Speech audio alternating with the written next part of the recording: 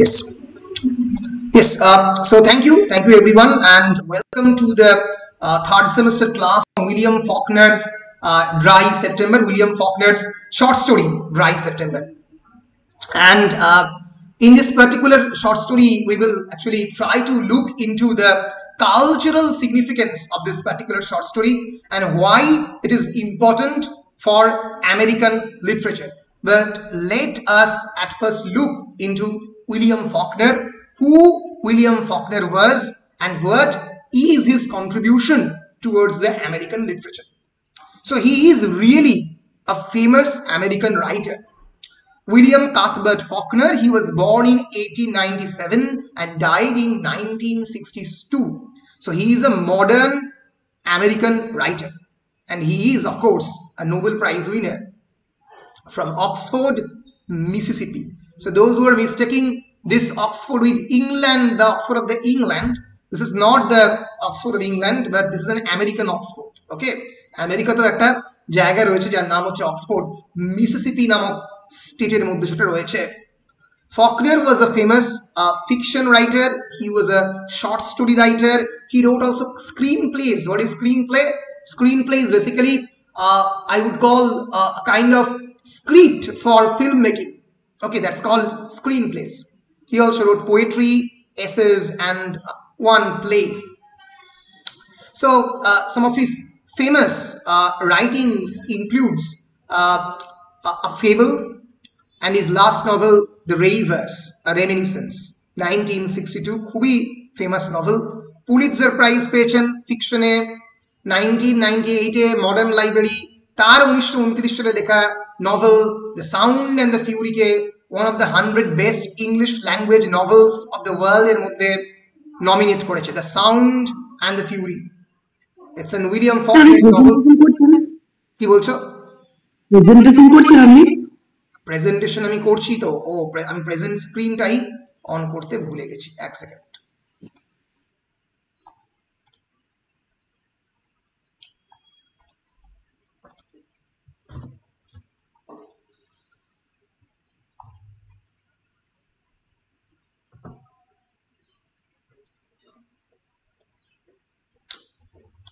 Yes. Yes. So this is The Sound and the Fury. It's one of the William Faulkner's best novel. This is Sound and Fury. Faulkner এর খুবই famous novel. এছাড়াও আরো অনেক novel উনি লিখেছেন, তার মধ্যে As I Lay Dying is another famous novel, 1930 novel. It's Absalom is another famous novel. So this is William Cuthbert Faulkner. এবার ফকনারের কিছু পার্সোনাল স্টোরি এই স্টোরির কনটেক্সটে খুবই ইম্পর্টেন্ট, কারণ it's a story about African American or black American people. Okay, so সেই জায়গাটা কোন কোন জায়গাতে আসবে এবং তার ইস্যুগুলো কেন ইম্পর্টেন্ট বিভিন্ন জায়গাতে হবে সেই বিষয়গুলো নিয়ে আমি ডিসকাস করব। তার আগে আমরা একবার দেখে নিই যে উইলিয়াম ফকনারের এই যে শর্ট স্টোরি ড্রাই সেপ্টেম্বর, তার স্পেসিফিক সিগনিফিকেন্সটা কি, কোন কনটেক্সটে এটা সিগনিফিকেন্ট, সেটা আমরা একবার দেখে নেব।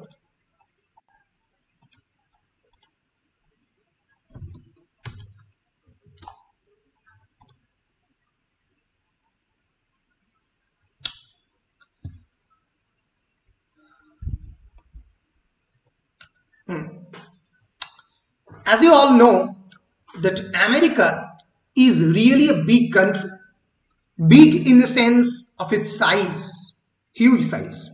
এবং আমেরিকার টোটাল জনসংখ্যার পরিমাণ only 33 crores. ভারতবর্ষের প্রায় সাইজের দিক থেকে অলমোস্ট ট্রিপল ইন সাইজ, 3 গুণ প্রায়, এবং জনসংখ্যার দিক থেকে প্রায় 3 গুণ ছোট। 33 কোটি, ভারতবর্ষের টোটাল জনসংখ্যা 145 কোটি, 140 কোটি। কিন্তু আমেরিকাতে যে এই একটা হিউজ ফিজিক্যাল জিওগ্রাফিক্যাল এক্সপ্যান্সের ফলে America is a very divided country. As you all know, you must have heard of the president Abraham Lincoln of America, যে সারা জীবন he wages a war against this kind of racism in America and racial slavery.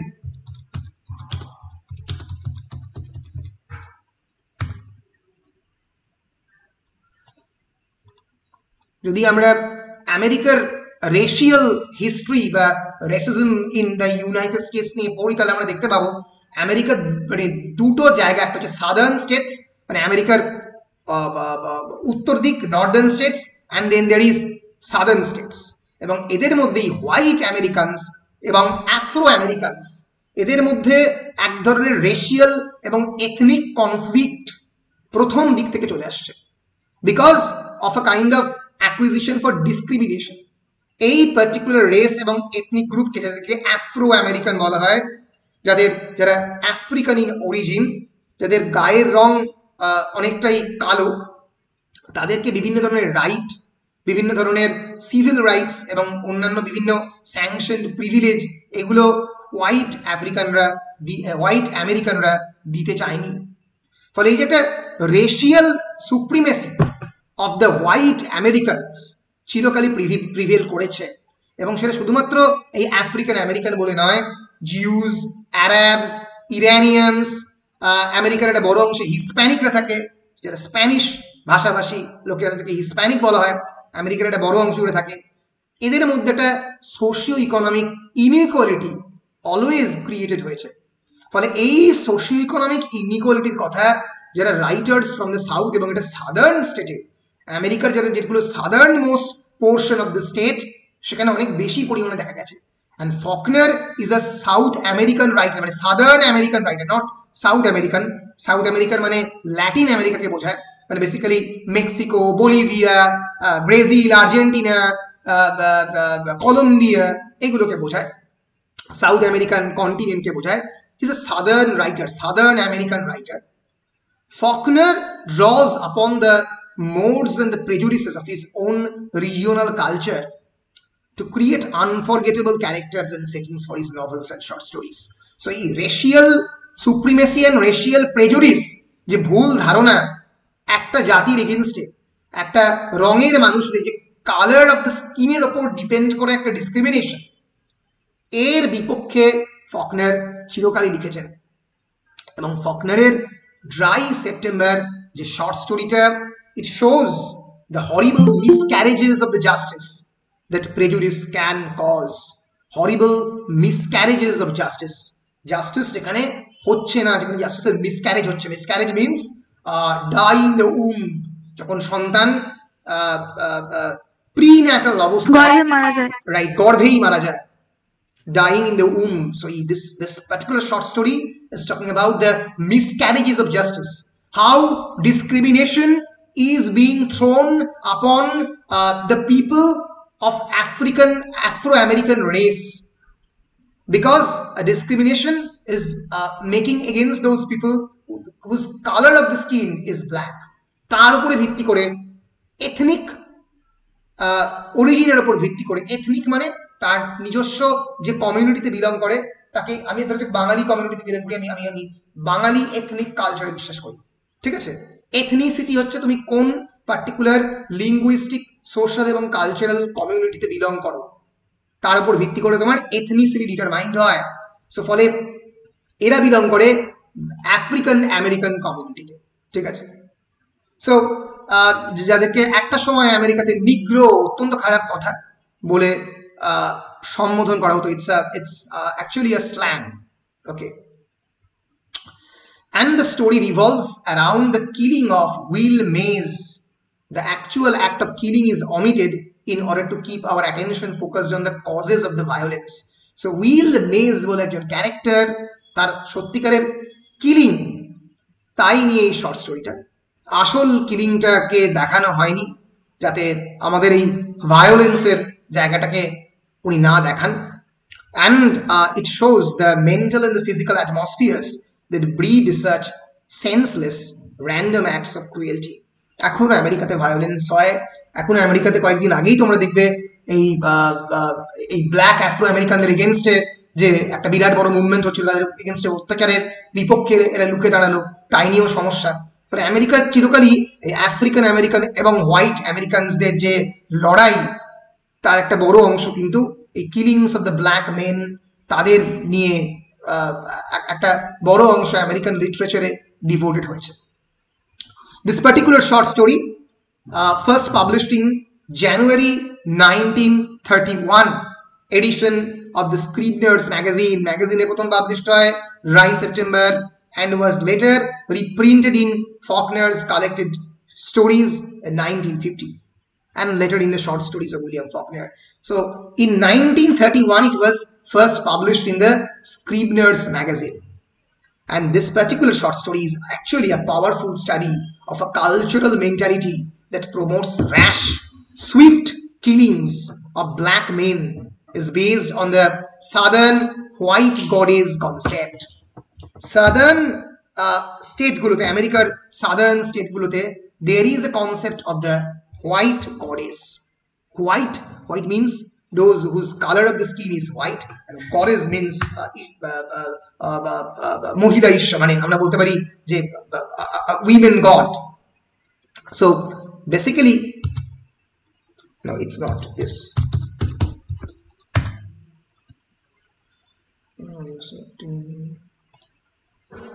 বুঝতে পারছেন আমার internet একটু slow চলছে কিনা বা কম্পিউটারটা স্লো চলছে কিনা, কারণ কি বলছো মানে হোয়াইট গডেস আমেরিকান লেডিদেরকে বলা হতো। হ্যাঁ, আমেরিকান লেডিদেরকে হোয়াইট গডেস বলা হতো। সাদার্ন আমেরিকান ওমেন যারা ওই পার্টিকুলার সোসাইটিতে রেজড হয়েছে এবং তাদেরকে কোনো ধরনের আনপ্লেজেন্টরি থেকে প্রোটেক্ট করার দায়িত্ব হচ্ছে হোয়াইট ম্যানেদের। এবং এই ধরনের আনপ্লেজেন্ট এক্সপিরিয়েন্স হোয়াইট মহিলারা নাকি এক্সপিরিয়েন্স করতো ব্ল্যাক ম্যানেদের কাছ থেকে, মানে আফ্রো আমেরিকানদের কাছ থেকে টিজড হওয়া বা অন্য দিক থেকে প্রোটেক্ট করা, এটা হচ্ছে হোয়াইট ম্যানদের কর্তব্য। এর ফলে প্রথম থেকেই স্কিন কালারের উপর ভিত্তি করে এরকম একটা কনসেপ্ট তৈরি করা হয়েছে, হোয়াইট গডেসের কনসেপ্ট, যেখান থেকে যাতে যে কোনো ধরনের আনপ্লেজেন্ট এক্সপিরিয়েন্স থেকে তাদেরকে যাতে মুক্ত করা হয়। So white goddess is basically is a concept যেটা আমেরিকান উইমেনদেরকে প্রোটেক্ট করার জন্য সেই কনসেপ্টটা ক্রিয়েট করেছে, specifically in South America. So to understand fully the themes and the setting of the story, we need to have some knowledge of this white goddess concept. What is white goddess concept? It refers to any lily white Southern American woman who is raised in a society that protects her from any unpleasantries. কোনো ধরনের unpleasant জায়গা থেকে তাকে বাঁচাবার জন্য এই white goddess কনসেপ্টকে use করা হতো। তাহলে বুঝতেই পারছো প্রথম থেকে একটা সোসাইটি কিন্তু এক ধরনের ডিভিশন, এক ধরনের ডিসক্রিমিনেশনে বিলিভ করতে শুরু করেছে। And because she is white, the culture sets her atop a mythical pedestal. So it gives the women almost a mythological pedestal. White goddess মানে সে মানে প্রায় একটা পুরাণের দেবীর মতো, তাকে মানে পুজো করতে হবে। এর ফলে ন্যাচারালি মানে যেটা ভারতবর্ষে অনেক সময় হয় যে মহিলারা অনেক সময় তাদের যেহেতু পক্ষে আইন রয়েছে, অনেক ক্ষেত্রেই অনেক সময় দেখা যায় যে অনেক পুরুষ কোনোভাবেই কোনো মহিলাকে বিরক্ত করেনি, কিন্তু সে ইভটিজিং এর শাস্তি পেল বা তাকে মলেস্টেশন বা রেপের চার্জে ফাঁসিয়ে দেওয়া হলো। একদমই এটা মানে সত্যি নয় যে পুরুষের এটা করে না, বেশিরভাগ ক্ষেত্রেই করে, কিন্তু এরকমও কয়েকটা পার্সেন্টেজ আছে যেখানে তারা ফেঁসে যায়। এক্ষেত্রে কি আইনের এক ধরনের ভুল অপব্যাখ্যা বা একটা মিসইউজ করা হচ্ছে, misuse of the legal system. এবার এখানেও তাই করা হয়েছিল, যেহেতু হোয়াইট এবং যেহেতু মহিলা, একে উইমেন তার উপরে হোয়াইট, এর ফলে ন্যাচারালি সোসাইটিতে তাদের একটা মিথিক্যাল পেডেস্টাল ছিল। এর ফলে তাদের জন্য একটা imaginary protective environment entire southern American aristocracy জুড়ে ক্রিয়েটেড হয়েছিল। তাকে ইমোশনালি, ফিজিক্যালি, মেন্টালি কোনোভাবে হ্যারাস করা যাবে না।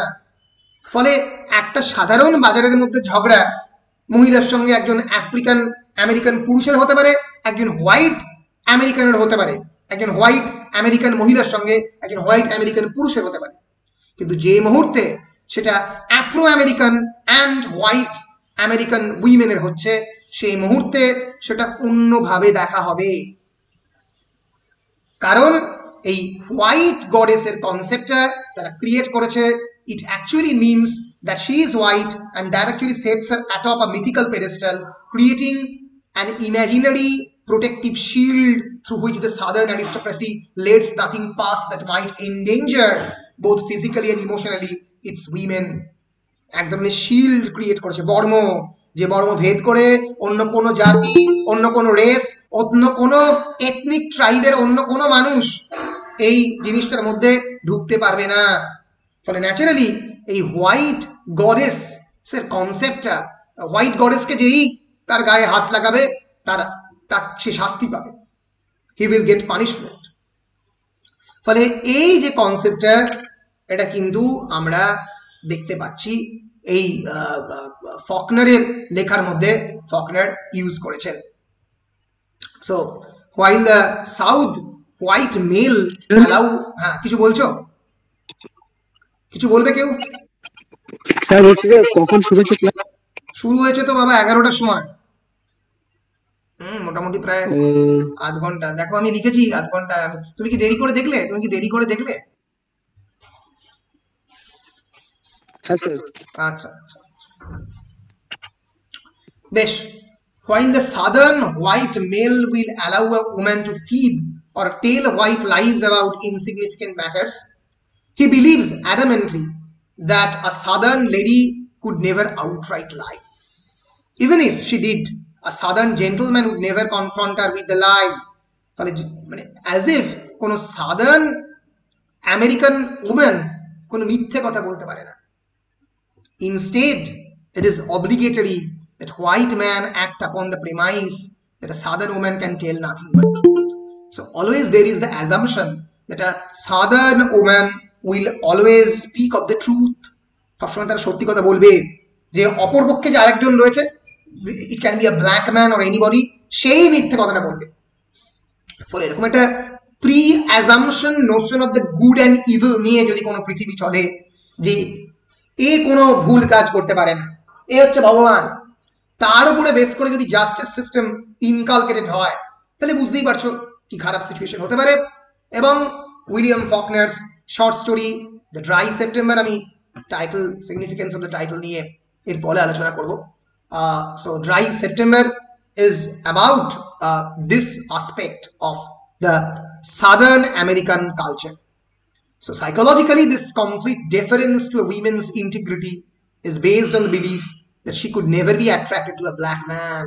একজন ব্ল্যাক ম্যানের প্রতি সে কোনোভাবে অ্যাট্রাক্টেড হতে পারে না, and consequently she would never lie about such a matter. এবং এই ব্ল্যাক মেন তাকে মলেস্ট করেছে কি করেনি, তাকে হ্যারাস করেছে কি করেনি, তার ব্যাপারে সে কোনোদিন কোনো মিথ্যে কথা বলতে পারে না। এর ফলে ন্যাচারালি যদি এরকম কোনো পরিস্থিতি তৈরি হয়, তাহলে black men or African American people will be at the receiving end. সেই এক্সপ্লয়েটেড হবে, তার এগেনস্টেই ব্যবস্থা নেওয়া হবে। ফলে এই যে গল্পটা, এই যে পার্টিকুলার স্টোরিটা আমরা পড়তে যাব, এখানে আমরা উইল মেজের ডেথ দেখব, একটা খুবই ভায়োলেন্ট ডেথ অফ উইল মেজ দেখব, এবং কিভাবে এই স্টোরিতে এই ভায়োলেন্সটা আসছে against the African American people, সেটাও আমরা দেখব। So dry September, short though it may be, though it is very short in size, it addresses many aspects of the southern American culture. Rather than emphasize the violence of Will May's death, the story focuses on the causes leading up to that violence and the mentality that breeds such monstrous behavior. কোন mentality, কোন psychology is এই southern American culture against the African American men সেটাকে create করেছে, সেই সাইকোলজির দিকে focus করেছে। Closely related to this sadism is a sense of insecurity. এই যে হোয়াইট আমেরিকান মেল ইগো, তাদের যে ম্যাসকুলিনিটি, তাদের যে পুরুষত্ব, তাতে হার্ট করছে এই ব্ল্যাক আফ্রিকান আমেরিকানদের প্রেজেন্স। ফলে একটা তাদের মধ্যে একটা সেন্স অফ ইনসিকিউরিটি তৈরি হচ্ছে, এবং যেখান থেকেই এই স্যাডিজমের জন্ম। What is the meaning of sadism? Sadism means hurting other people, gaining pleasure from hurting and injuring other people. অপর মানুষকে কষ্ট দিয়ে, যন্ত্রণা দিয়ে নিজে আনন্দ পাওয়া, তাকে বলা হয় sadism.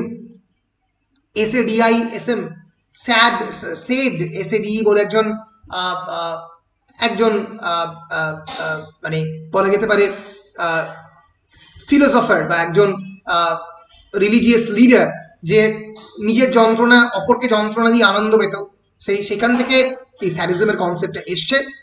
Sadism means it's a sense of sadism means gaining pleasure from hurting others.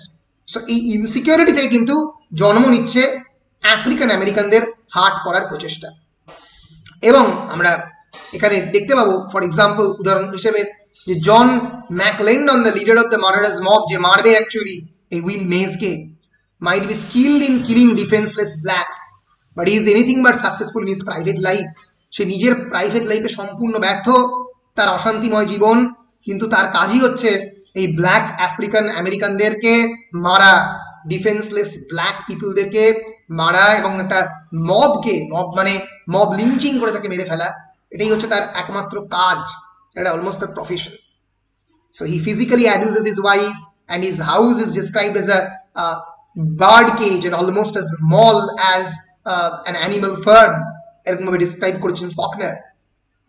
ফলে এই সমস্ত হোয়াইট মেল ম্যাসকুলাইন ফিগার, তাদের ইগো হার্ট হচ্ছে তখন তারা নিজেরা এই সমস্ত আফ্রিকান আমেরিকানদের ফিজিক্যালি হার্ট করার চেষ্টা করছে, কিন্তু তাদের নিজেদের পার্সোনাল লাইফে খুবই ব্যর্থ। তা সত্ত্বেও এদের কাজই হচ্ছে এই আফ্রিকান আমেরিকানদের এগেনস্টে তাদের নিজেদের পার্সোনাল ফেলিয়ার, তাদের নিজেদের যে বাড়িতে নিজস্ব ব্যর্থতা, সেটাকে মানে প্রায় স্যাটিসফাই করার জন্য সেই অ্যাগ্রেশনটা, ডিসপ্লেসড অ্যাগ্রেশন বলে একটা কথা আছে না, মিসপ্লেসড অ্যাগ্রেশন, সেই অ্যাগ্রেশনটা অন্য জায়গায় প্লেস করার চেষ্টা করছে। সো আমরা দেখতে পাবো যে এই গল্পে আরো অনেক ধরনের ক্যারেক্টারকে এখানে দেখিয়েছে ফকনার। আমরা দেখতে পাবো the story is basically divided into 5 sections. Section 1 and Section 3 show the town's reaction to the rumor that Miss Minnie কে নিয়ে এই গল্পের শুরু, who is a spinster, যে একটা unmarried maid or unmarried woman has been attacked by Will Mays, a black man. Basically এইটা দিয়ে গল্পটা শুরু হবে যে Miss Minnie, who is a spinster, an unmarried white goddess, যাকে প্রোটেক্ট করা সাদার্ন আমেরিকানদের একমাত্র কর্তব্য, the only obligation of the southern American male. এবার হয়তো সেরকম কোনো পরিস্থিতি এলে কোনো সাদার্ন আমেরিকান মেলই মিস মিনিকে হয়তো সবচেয়ে বেশি অপমান করবে, কিন্তু সেই মুহূর্তে দাঁড়িয়ে একজন ব্ল্যাক আফ্রিকান আমেরিকানদের এগেনস্টে এই মিস মিনি একটা অ্যাকিউজ করেছে অ্যাটাকের উইল মেজকে। ফলে এই উইল মেজকে মব ভায়োলেন্সের মাধ্যমে শেষ করতে হবে। একটা অত্যন্ত দুঃখজনক ঘটনা, সেই ঘটনার ডেসক্রিপশন এবং সেই ঘটনার ডেসক্রিপশনের থেকে ইম্পর্টেন্ট ডেসক্রিপশন খুব একটা ফকনার দেননি ডেথের, ভায়োলেন্সের।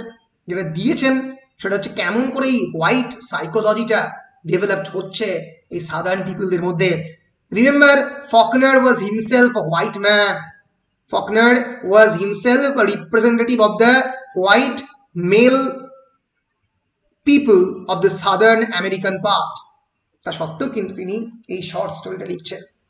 While part 2 and part 4 familiarizes us with Miss Minnie's history and give us an inside view of her emotional state, Miss Minnieর ইমোশনাল স্টেটের ভেতরে তার ইন্টেরিয়রে ঢোকার চেষ্টা করছে, এবং section 5 provides us with a glimpse of McLendon's home life and his rebellious tyranny over his wife. নিজের স্ত্রীর ওপরই সে কি ধরনের একনায়কতন্ত্র চালাচ্ছে, অর্থাৎ হি ইজ আ হিপোক্রিট।